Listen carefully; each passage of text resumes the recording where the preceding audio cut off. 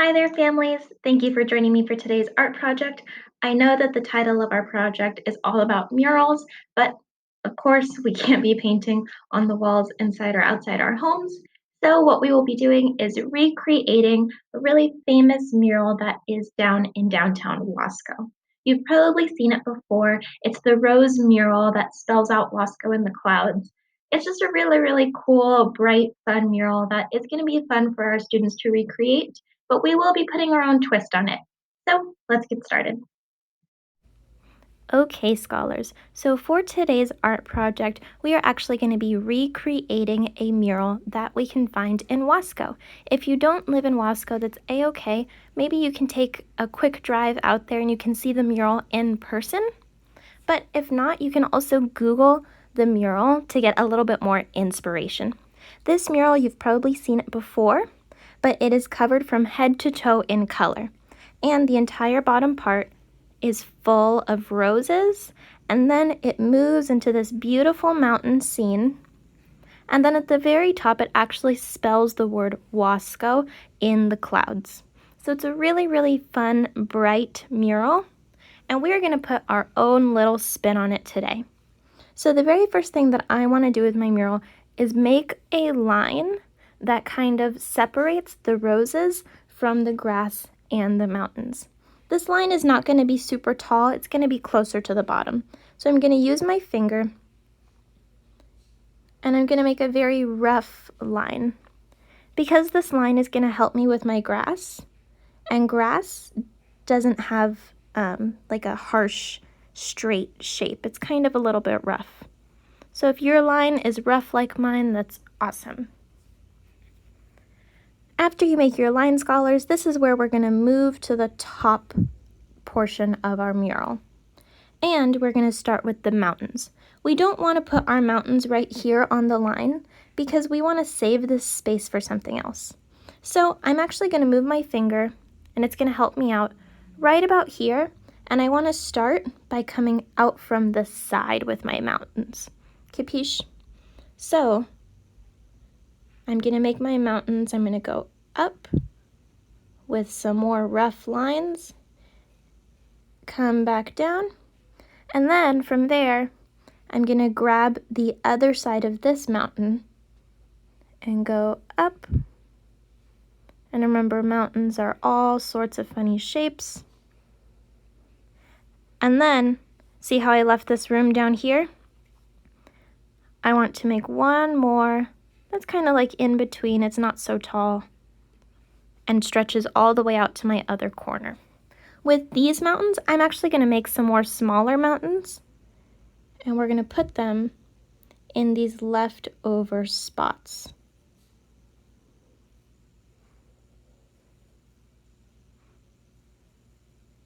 This mountain looks like it's coming out from the side, and that's why I just did one line for it. All right, scholars. So now that we have our mountains, we're going to leave our mountains as is. You can make your mountains blue like they are in the actual mural, or you can make them brown or green. You can fill them with grass. Doesn't matter, but we're not going to color them here right now because I know that you guys can do an awesome job coloring without me. All right, now I want to draw your attention to this little part that we left empty in between our grass line and the mountains. So right there, we're actually going to add some trees that stretch and look pretty tall next to our mountains. Your trees, you can do them one of two ways. You can either make a tree that looks more like a pine tree with a straight trunk and then like spiky sides. And remember, it's a sketch, so we want to go really, really light with our pencil so that it doesn't overtake our color. You can either make a pine tree like this one, or you can make a tree that has more round leaves. So pine trees have really like spiky leaves. If you want to make a tree that has more round leaves, it would look something closer to this. You can add more branches. You can even add leaves individually like that. It doesn't really matter. but I want you to make an entire row of trees.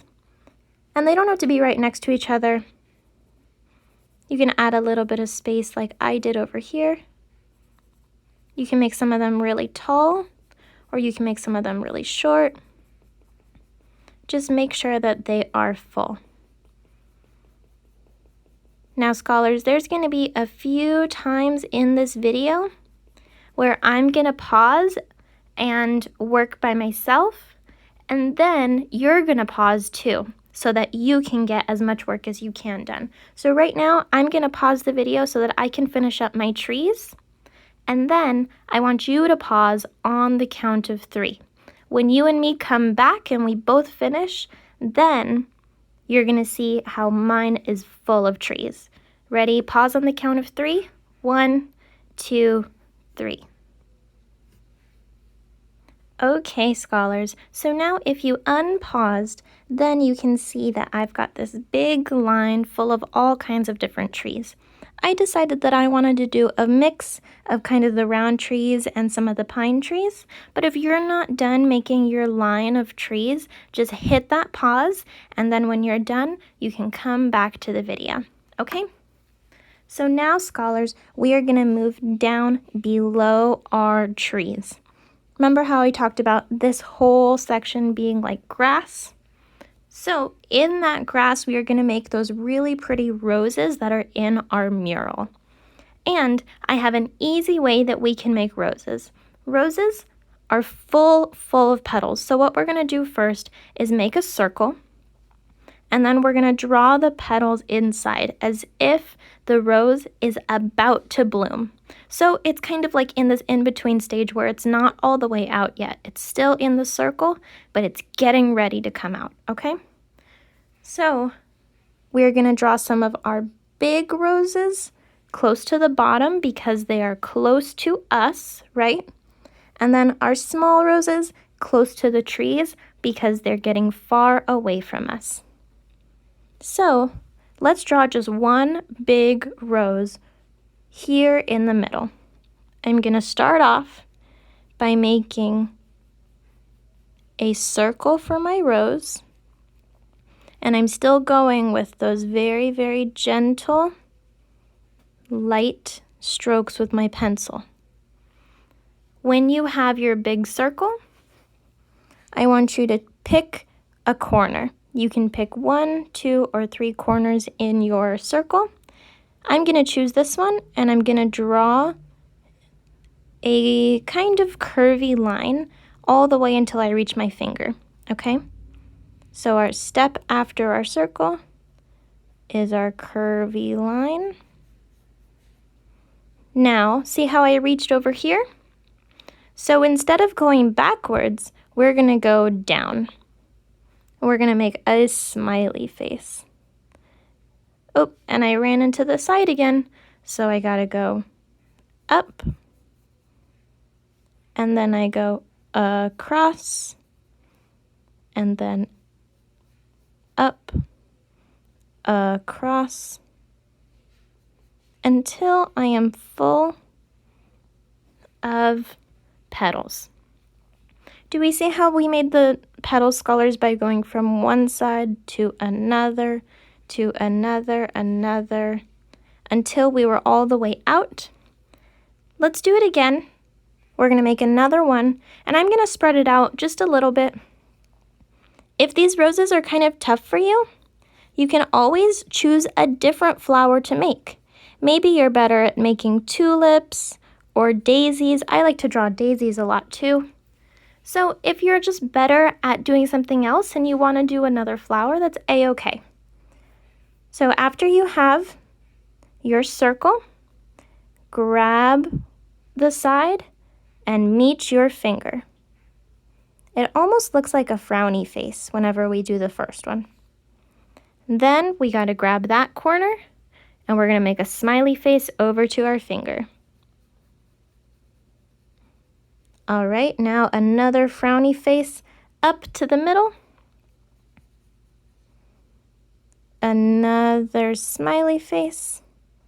And then just keep going in, scholars. I know that these roses don't look like regular roses, but we have to remember that they are going to bloom. So these roses haven't bloomed yet, but when we add the color, it's going to make them look even more like roses. Okay, scholars? I'm going to do one more rose with you. I'm going to do it over here. And then after we do the rose, you're going to hit pause. And then you're going to fill this entire thing up with roses or the other flowers that you picked. Capiche? So let's make one more. This one is also going to be big. I think I want to put this one close to the corner. Remember, my first step with my roses is always to make my circle and then grab my corner. And after I grab my corner, let's make a frowny face to our finger. And then a happy face on the other side. And then another frowny face to the middle. Then a happy face down. And then keep your pattern going, scholars.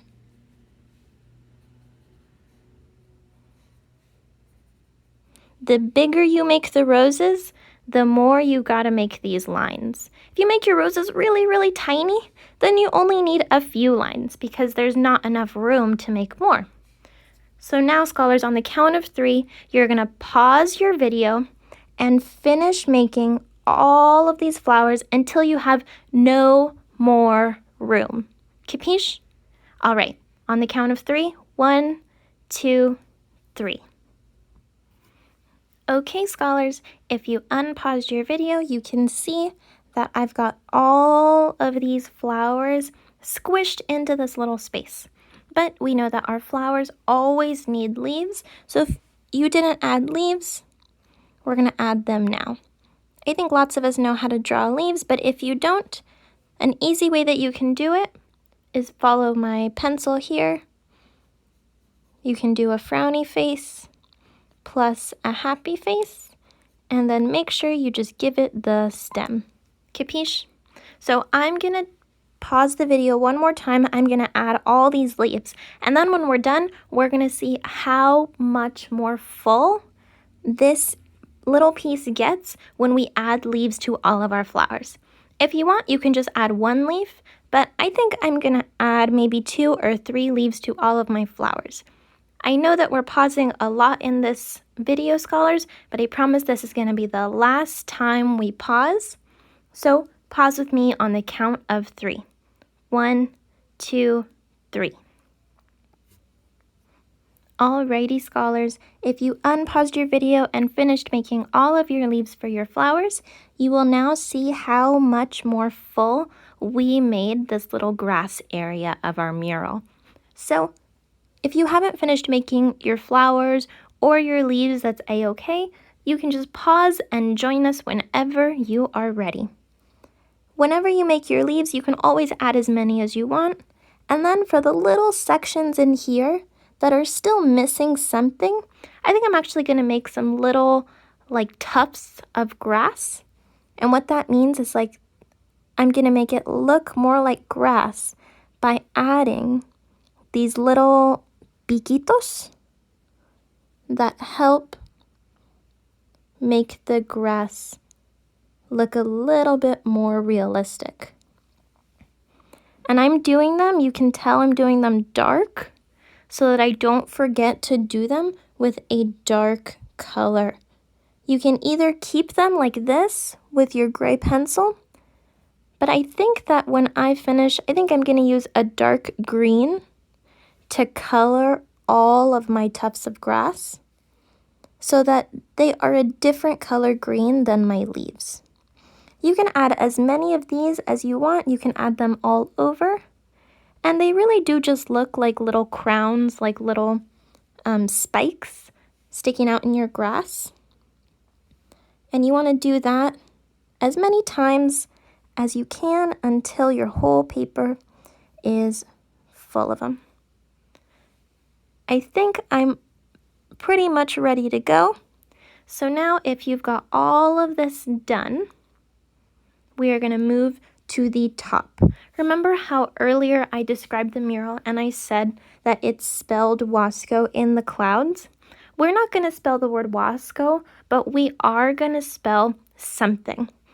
I've decided that I want to spell the name of the college that I went to. I went to UCLA, so I want to put a big UCLA in the clouds. But you can put your own crew's name. You can put Pepperdine, Irvine, or CSUN. You can put maybe a college that you want to go to. You can even write your name in the clouds if that's how you want to do this. Whenever we make letters in the clouds, they are going to be like really, really fluffy. So the way that we see clouds, they're kind of really round. So I'm going to use my finger to help me make my letters, and then my pencil is going to follow my finger and do the little swirly motions to help me. Okay, so if I want to spell UCLA, I'm going to start over here, and I'm going to make a U and follow my finger. So my finger made that first U for me, and then I filled it in. I think I'm going to retry to do that middle portion so that it looks a little bit fluffier. There we go.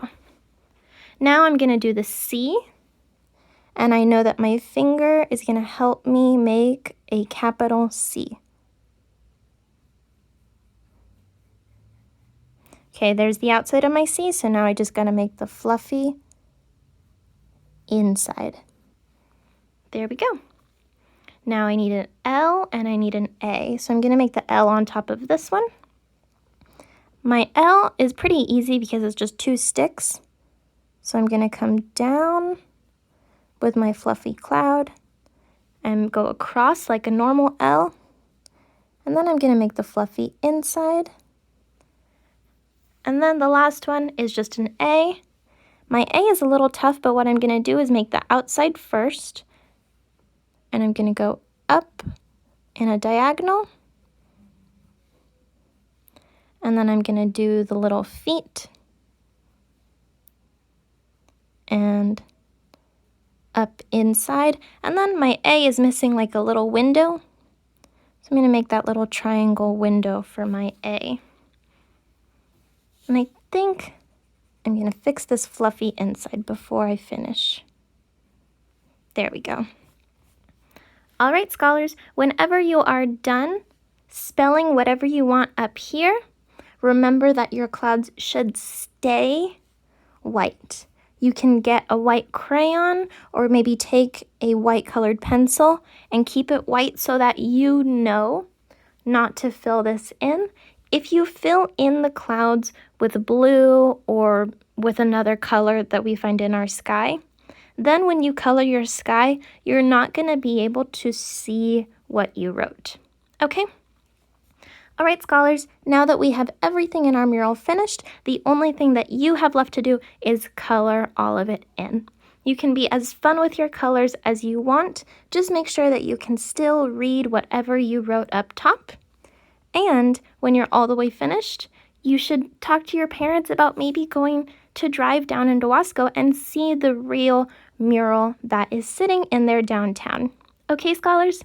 I'll see you next time, and I can't wait to see how yours turned out. Bye!